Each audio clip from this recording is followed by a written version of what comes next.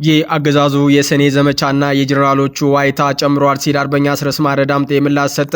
የአማራ ፋኖ ብሔራዊ ንቅናቄ የህዝብ ግንኙነት ክፍል ኃላፊ አርበኛ አስረስ ማረ ዳምጤ አገዛዙ የፋኖን ትግል ለማክሸፍ የተነሳሰው የሰኔ ወር ወታደራዊ ዘመቻ ሙሉ በሙሉ መክሸፉንና ጠላት ከፍተኛ ኪሳራ እንደደረሰበት ገለጹ።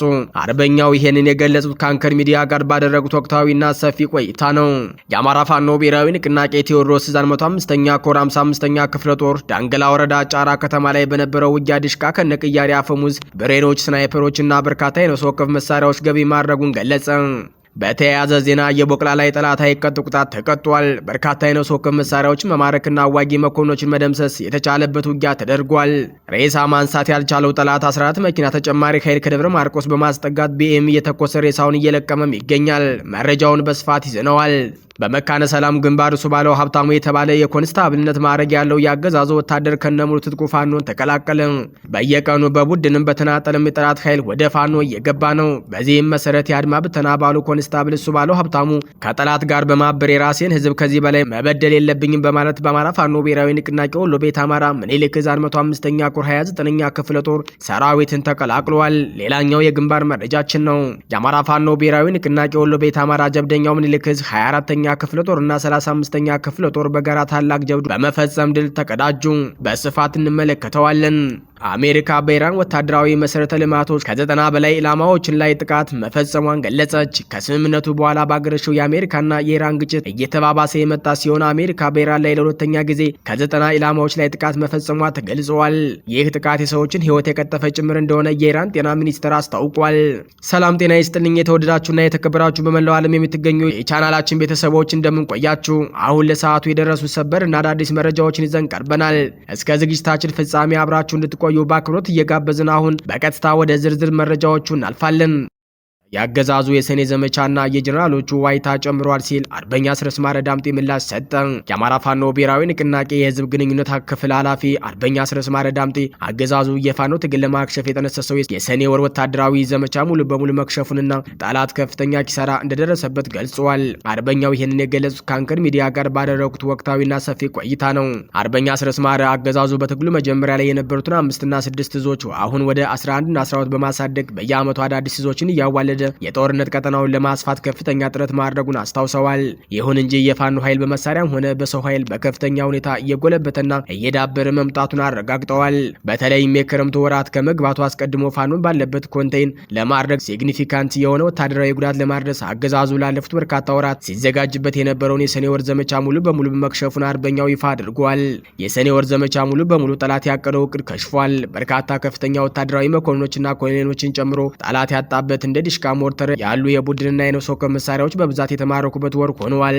በተጨማሪም አገዛዙ ወደ ሰሜን ኃይል አሻግራለሁ በሚል ሰበብ በየወረዳውና በየዞኑ የሚሊሻና የአድማ ብተና አባላት እየጠረነፈ ቢሰበስም የተሰበሰበው ኃይል እምቢተኝነቱን በመግለጽ በየቦታው እየከዳ ፋኖን እየተቀላቀለ እንደሚገኝና አገዛዙም ይህንን ለመግታት በገዛ ሚሊሻዎችና አድማ ብተናው ላይ የመረሸን እርምጃ እየወሰደ መሆኑን አርበኛ አስረስ ማረ አጋልጠዋል።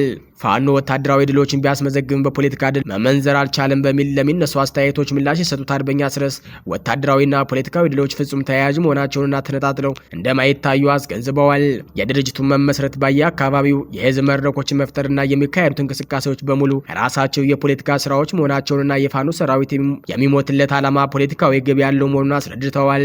እያንዳንዱ ወታደራዊ ድል የድርጅቱን ተሰሚነትና ቅቡልነት ከፍ እንደሚያደርግ የገለጹት አርበኛው አንድ ጠላት ባስወገድን ቁጥር አንድ የፖለቲካ ዓላማ እያሳካን ነው። እያንዳንዱ ድል ተደምሮ ወደ ስትራቴጂካዊና ወደ መጨረሻው ድል ያደርሰናል ሲሉ የትግሉን አቅጣጫ አስምረውበታል። ሰሞኑን የብልጽግና ከፍተኛ ጀነራሎች ጀነራል አለምሸት ደግፌ፣ መሐመድ ተሰማና ፊልድ ማርሻል ብርሃኑ ጁላ በተለያዩ መድረኮች ያደረጓቸውን ንግግሮች በተመለከተ አስተያየታቸውን የሰጡት አርበኛ አስረስ እነዚህ ኃይሎች የፋኖን ትግል ስም ለማጥፋትና ፕሮፓጋንዳ ለመስራት ቢሞክሩም ንግግራቸው ግን ሰራዊቱ በከፍተኛ ሁኔታ እንደደከመና እንደሰለቸ በግልጽ ያሳየበት መሆኑን ተናግረዋል። የብልጽግና ሰራዊት የሚያደርገው ጦርነት ምንም አይነት ፖለቲካዊና ህገ መንግስታዊ ዓላማ የሌለው በገዛ ህዝቡ ላይ የሚተኩስና የሽብር ባህሪ ያለው በመሆኑ ሰራዊቱ ተስፋ የመቁረጥና የመዛት ደረጃ ላይ መድረሱን ጀነራሎቹ ራሳቸው በይፋ መናገራቸውን ጠቅሰዋል። እነዚህ ሰዎች ራሳቸው የዚህ የእርስ በርስ ጦርነት ውጤቶች ናቸው ያሉት አርበኛው የአገዛዙ ሰራዊት ሙሉ በሙሉ እምነት ያጣና የዛለ ኃይል መሆኑን በንግግራቸው መረጋገጡን ገልጸዋል።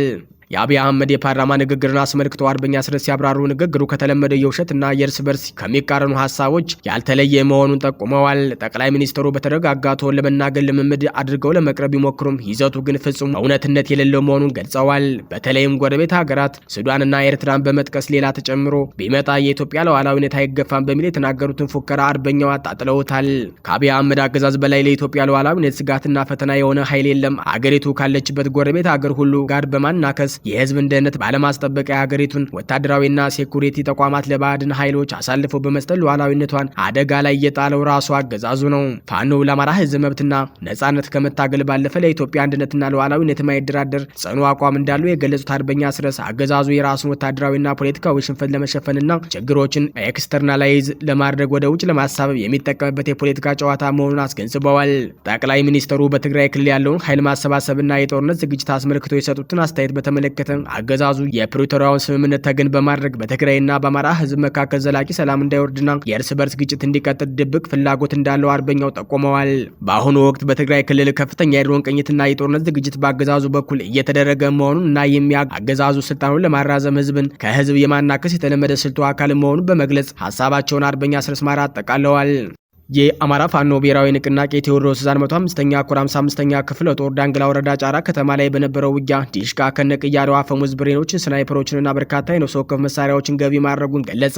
በተያያዘ ዜና የቦቅላ ላይ ጠላት አይቀጡ ቅጣት ተቀጧል። በርካታ የነፍስ ወከፍ መሳሪያዎችን መማረክና አዋጊ መኮንኖችን መደምሰስ የተቻለበት ውጊያ ተደርጓል። ሬሳ ማንሳት ያልቻለው ጠላት 14 መኪና ተጨማሪ ኃይል ከደብረ ማርቆስ በማስጠጋት ቢኤም እየተኮሰ ሬሳውን እየለቀመ ይገኛል። የቴዎድሮስ 105ኛ ኮር 55ኛ ክፍለ ጦር አንበሶች በዛሬው ዕለት ባደረጉት ፈጣን የጸረ ማጥቃት እንቅስቃሴ ዲሽቃ ጨምሮ ብሬን እና የነፍስ ወከፍ መሳሪያዎችን ማርከዋል። ዲሽቃ ለማንሳት በተደረገው ውጊያ የአንድ እብድ ስልጣን ለመጠበቅ ሲሉ የሚረግፉ ጭቃ የሆኑ የኢትዮጵያ ልጆች ተንቀሳቃሽ ምስል ማየት ቢዘገንንም በፍሌት የተረጩ እንጂ ባልሞ ተኳሽ ብቻ የተመቱ አይመስሉም ሲሉ ገልጸዋል። በሌላ ግን ባለ 206ኛ ኮር 24ኛ እና 34ኛ ክፍለ ጦር እንዲሁም 201ኛ ኮር 64ኛ ክፍለ ጦር የቦቅላ ላይ የቡድን እና የነፍስ ወከፍ መሳሪያ ምርኮ የተገኘበት ውጊያ ተደርጓል። የቴዎድሮስ ሳምንት ባልሞላው ተከታታይ ጊዜ ጎክ በቀደደ ቁጥር የቡድን መሳሪያ ምርኮ የምስራችን እያሰማን ይገኛል። የጠላት ስስ ቦታ ለይቶ መምታት፣ የተመታው ኃይል እንዳይጸና ማድረግና ተከታትሎ መደምሰስ የፋኖ ሰራዊታችን ያዳበረው ጉልበት እየሆነ መጥቷል። የሌሊት ውጊያን ልምምድ መተግበር ወራቶችም ፈጅቶ ቢሆን አሁን ውጤት እየተገኘባቸው ነው ተብሏል። በዛሬው ዕለት ሐምሌ 2 2018 ዓ.ም የአማራ ፋኖ ብሔራዊ ንቅናቄ ቴዎድሮስ 201ኛ ኮር 64ኛ ክፍለ ጦር በ206 ኮር ቀጠና የቦቅላ ከተማ ከሌሎች ክፍለ ጦር ጋር ባካሄደው ውጊያ በርካታ የነፍስ ወከፍ መሳሪያ መማረክ ተችሏል። ድርጅት በመጠበቅና ከሌሎች ክፍለ ጦሮች ጋር በመቀናጀት ሁሌም ድል በማድረግ የሚታወቀው 64ኛ ክፍለ ጦር በ206ኛ ኮር በሚያስተዳድረው ቀጠና ጎዛም ወረዳ የቦቅላ ከተማ ሰፍሮ በሚገኘው የአገዛዙ የጠላት ኃይል ላይ ከ24ኛና 34ኛ ክፍለ ጦር ጋር በመቀናጀት ባካሄደው ውጊያ አይበገሬው 64ኛ ክፍለ ጦር በተሰጠው የውጊያ ቀጠና ብቻ በርካታ የጠላት ኃይል በመደምሰስና በማቁሰል የአገዛዙ የነፍስ ወከፍ መሳሪያዎችን መማረክ ችሏል። ክፍለ ጦሩ ባካሄደው ውጊያ ያገኘው ድል 2 ጥቁር ክላሽ፣ 2 ኮሪያ ክላሽ፣ 1 10 ቁጥር ክላሽ በድምር 5 ክላሽ ማርኳል። በአውደ ውጊያው የደጅ አዝማች በላይ ዘለቀ ልጆች ዛሬም እንደ ልማዳቸው ፉከራ በተቀላቀለበት ወኔያቸው የጠላትን ኃይል ሲያደባዩት ውለዋል። በመካነ ሰላም ግንባር እሱ ባለው ሀብታሙ የተባለ የኮንስታብልነት ማዕረግ ያለው የአገዛዙ ወታደር ከነሙሉ ትጥቁ ፋኖን ተቀላቀለ። በየቀኑ በቡድን በተናጠል የጠላትን ኃይል ወደ ፋኖ እየገባ ነው።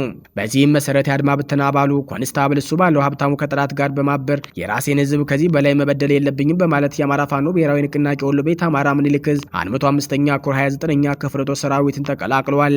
የክፍለ ጦር ህዝብ ግንኙነት ዘርፍ ምክትል ኃላፊ አርበኛ አበራ አቢ ከጓዶቹ ጋር ሆኖ ኮንስታብሉን ተቀብሎታል። የአማራ ህዝብ ላይ በምድርም በሰማይም እየተኮሰ ካለው የአብይ አህመድ መንግስት ጋር የተሰለፉ የጸጥታ ኃይል አባላት እየፈጸሙ ያሉት የግፍ አንገሽግሾት ወደ ፋኖ መምጣቱን የገለጸው ኮንስታብል መከላከያ ሰራዊት፣ አድማ ብተናና ፖሊስ እንዲሁም ሚሊሻን እንዴት እየተጠቀመበት እንደሆነ አብራርተዋል። እንደ ኮንስታብሉ ገለጻ የአማራ ክልል የጸጥታ ኃይል አባላት ለመከላከያ ጥይት ማብረጃ ሆነዋል። ከፊት ግቡ እየተባልን እንገደዳለን ሲልም ነው ኮንስታብሉ የነበረውን ሁኔታ በማስታወስ የገለጸው። አማራ ሆኜ በአማራ ላይ ስተኩስ የነበረው ሴራው ስላልገባኝ ነበር፣ አሁን ህዝቤን ለመካስ መጥቻለሁ ሲልም ኮንስታብል እሱ ባለው ተናግሯል። በሌላ በኩል የብልጽግና ሰራዊት አባላት ከጥቁር አማራዎች ጋር ግጭት ጀምረዋል። የግል ፍላጎታቸውን ለማሳካት ከ33ኛ ክፍለ ጦር ፈርጥጠው ወደ ጎንጂ ቆላ የጠላት ካምፕ የሄዱት 5 የፋኖ አባላት በብልጽግና ሰራዊት ተመተው ለአንድ ቀን ካደሩ በኋላ ትላንት ሰኔ 30 2018 ዓ.ም አስከሬናቸው መገኘቱ ታውቋል።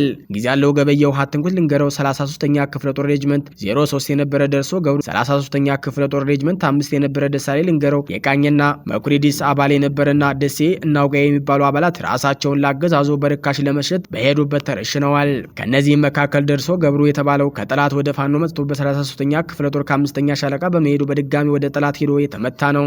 በሌላ ዜና የጎንጂ ሚኒሻ ትላንት የእርስ በርስ ጦርነት ከፍቶ 2 አባላት ሲደመሰሱ 6ቱ አምልጠው ወደ ማህበረሰቡ መቀላቀላቸውን በደረሰ መረጃ አረጋግጠናል።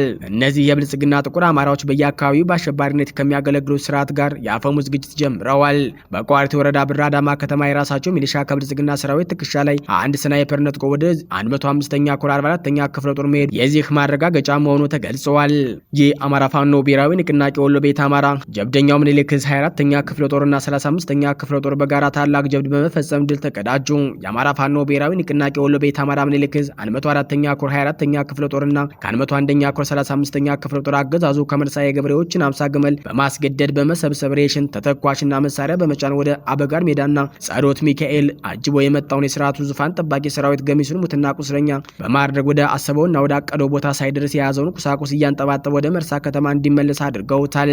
በዚያው ወደ ውጊያ ትላንት ሐምሌ 1 2018 ዓ.ም ከጠዋቱ 5 ሰዓት ተኩል ጀምሮ ከማህበረሰቡ 50 ግመሎችን በማስገደድ ሰብስቦ የተለያዩ የሎጂስቲክ አቅርቦትና መሳሪያ በመጫን ከመርሳ ወደ አበጋር ሜዳ ጸሎት ሚካኤል 24ኛና 35ኛ ክፍለ ጦርና አፍናለሁ ብሎ የሚያስበው የስርዓቱ ግትልትል ጦር ከ35ኛ ክፍለ ጦር በክፍለ ጦሩ ቃኝና ከ24ኛ ክፍለ ጦር በአንደኛ ሻለቃ ቃኝ ወደ መግደያ ቦታ ስቦ በማስገባት ሲቀጠቅጡት ይዞት ሲንቀሳቀስ የነበረውን ሬሽን እና ሎጂስቲክ እያንጠባጠበ ወደ መርሳ ከተማ እንዲፈረጥጥ ሆኗል።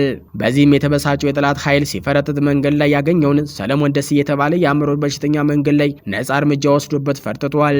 በሌላው ወደ ውጊያ በደቡብ ወሎ ዞን ወረባቦ ወረዳ ኤጀርሳ ቀበሌ በአካባቢው በአህመድ እንድሪስ የምትመራውና የባለሽርጡ አካል የሆነችው የአባት አርበኞች ስብስብ ወደ ኤጀርሳ የተንቀሳቀሰውን የባዴን ምንጣፍ ጎታች ሚሊሻና አድማ ብተና ሙትና ቁስለኛ አድርገው መልሰውታል። በዚህም 5 የሚሊሻና የአድማ ብተና ሲደመሰስ 7ቱ ደግሞ ቁስለኛ አድርገው ወደ መጣበት ቢስቲማ መልሰውታል ሲል የአማራ ፋኖ ብሔራዊ ንቅናቄ ወሎ ቤት አማራ ምኒልክ የ35ኛ ክፍለ ጦር ቃል አቀባይ ፋኖ ደምሌ መኮንን መረጃውን ልኳል።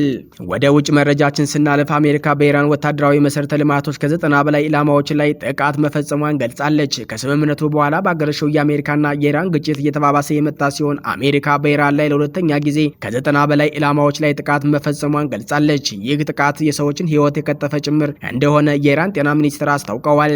ጤና ሚኒስትሩ ባለፉት 2 ሌሊቶች 14 ሰዎች መገደላቸውን ከገለጹ በኋላ በርካታ የባህረ ሰላጤ ሀገራት ከኢራን የሚመጡ ጥቃቶችን መመዝገባቸውን ገልጸዋል። የኢራን መገናኛ ብዙሃን በሀገሪቱ ደቡባዊ ጠረፍ አካባቢዎች ፍንዳታዎች መሰማታቸውንና በባህረ ሰላጤው ውስጥ በኢራን ቁጥጥር ስር ያሉ ደሴቶች ላይ ጥቃት መድረሱን የዘገቡ ሲሆን የአሜሪካ ማዕከላዊ ደግሞ የኢራንን የድሮን ባላስቲክ ሚሳኤል ማከማቻ በባህር ላይና በወታደራዊ መሰረተ ልማቶች ላይ እንዲሁም በአብዮታዊ ዘቡ ላይ ከባድ የሆነ ጥቃት ፈጽሜያለሁ ብለዋል። ቴህራን በበኩሏ በኳታር በኩዌትና በባህሬን የሚገኙ የአሜሪካ ወታደራዊ የጦር ሰፈሮችን ኢላማ አድርጋ መምታቷን ገልጻለች። ከአሜሪካ ጋር ዋና ተደራዳሪ የሆኑት መሐመድ ባጋር ጋሊቫፍ አሜሪካ ጉልበት መጠቀም እና ቃል ማፍረስ ዋጋ የሌለው መሆኑን አሁንም አልተማረችም በማለት ተናግረዋል። ትራምፕ በበኩላቸው ኢራን ስምምነት ማድረግ ትፈልጋለች፣ ነገር ግን ለዚህ ብቁ መሆኗን አላውቅም ማለታቸው ቢቢሲ ዘግቧል። ትራምፕ ከኔቶ ጋር ስብሰባ ባካሄዱበት ወቅት በተደጋጋሚ ኢራናውያን ሲዘልፉ እንደነበረ ዘገባው ጠቅሷል። ይህ ጥቃት ትራምፕ የድርድሩን ጊዜ ማባከን ነው ብለው በተናገሩ 24 ሰዓት ሳይሞላ የተፈጸመ ነው። እነዚህ እርምጃዎች የተከተሉት ማክሰኞ ዕለት አሜሪካ በኢራን ላይ የፈጸመችውን ጥቃት ተከትሎ ሲሆን የአሜሪካ ማዕከላዊ እንደገለጸው ጥቃቱ በሆርሙዝ ወሽመጥ በኩል በሚያልፉ 3 የንግድ መርከቦች ላይ ለተፈጸመ ጥቃት ምላሽ ነበርም ብለዋል። የተከበራችሁ አድማጭ ተመልካቾቻችን ለተዋበ ዜናዎች እስካሁኖቹ ነበሩ። በሌላ የዜና ሰዓት እስከምንገናኝ ጤና ይስጥልኝ።